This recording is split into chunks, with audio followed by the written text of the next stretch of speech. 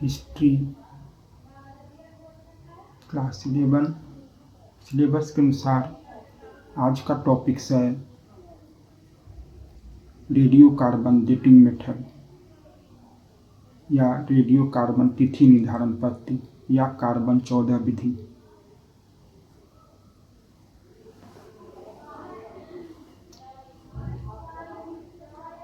मनुष्यों या पशुओं के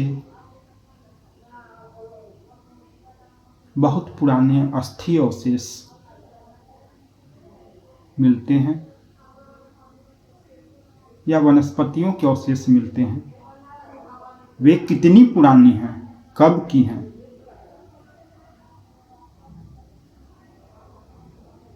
डायनासोर के अस्थि अवशेष मिले हैं।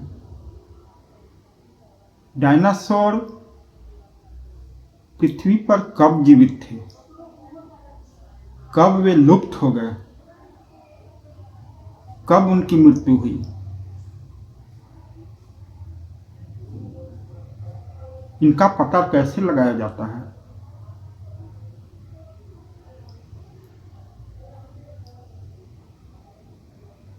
इनका पता रेडियो कार्बन डेटिंग मेथड या रेडियो कार्बन तिथि निर्धारण पद्धति या कार्बन 14 विधि से लगाया जाता है।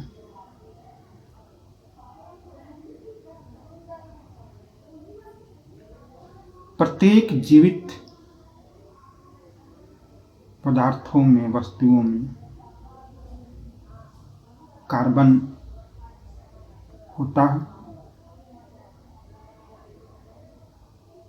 जब तक वह वस्तु जीवित होती है, वायुमंडल से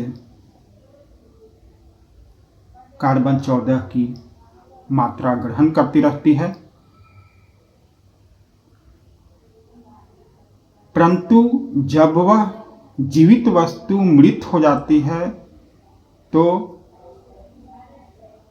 वह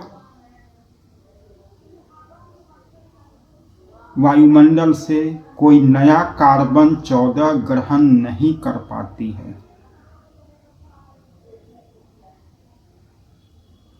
जब तक वह जीवित होती है तब तक वह वायुमंडल से कार्बन 14 ग्रहण करती रहती है, परंतु वह जब मृत हो जाती है तो वायुमंडल से उसमें कार्बन 14 ग्रहण करने की क्षमता समाप्त हो जाती है। परंतु वह मृत वस्तु एक निश्चित दर से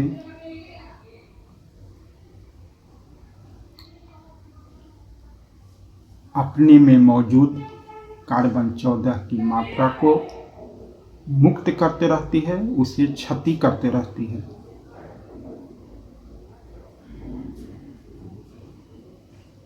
मृत होते समय उसमें जितनी कार्बन 14 की मात्रा बच जाती है वह एक निश्चित दर से क्षति होने लगती है।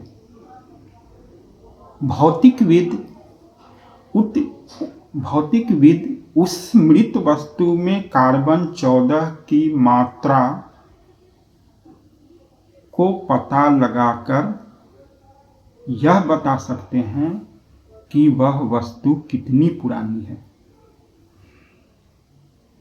5700 वर्षों में किसी जीवित वस्तु में कार्बन 14 की मात्रा आधी हो जाती है। इसी विधि से, इसी आधार पर यह बताया जाता है कि कोई वस्तु कितनी पुरानी है। यदि उस वस्तु में कार्बन 14 की मात्रा आधी हो गई है तो यह कहा जा सकता है कि वह वस्तु लगभग 5700 वर्ष पुरानी है, और इसी के आधार पर हिसाब लगाकर यह बताया जा सकता है कि वस्तु हजारों लाखों वर्ष पुरानी है। तो इस प्रकार कार्बन 14 विधि के द्वारा मनुष्यों या पशुओं या वनस्पतियों को समय के बारे में, वह कितनी पुरानी है या उनका काल निर्धारण किया जाता है। इस प्रकार पीरियडाइजेशन, अवधि निर्धारण, काल निर्धारण, समय निर्धारण की एक महत्वपूर्ण विधि कार्बन 14 विधि है। इस प्रकार आज हमने यह समझा कि कार्बन 14 विधि के द्वारा किस प्रकार काल निर्धारण किया जाता है।